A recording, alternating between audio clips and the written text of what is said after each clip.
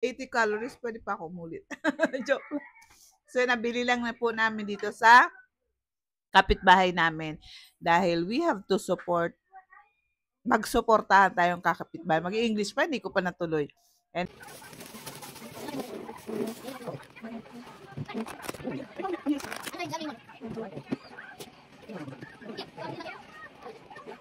67. Kalorki.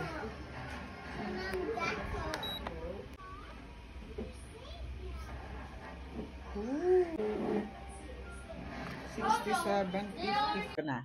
Wait. Ito pala ang taste test natin. So, this is ube halaya, 67 grams, 200 calories.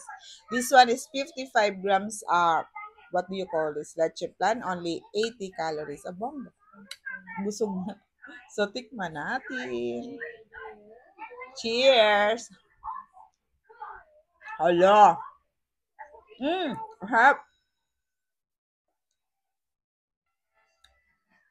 Hindi ako makapagsalita. Ang lagkit niya. Tunay talaga, wala siyang halong iba. Talagang ube lang na niluto. Alam niyo, homemade. Harap. Hindi mabibili natin usually. Yung makulay. About the leche plan.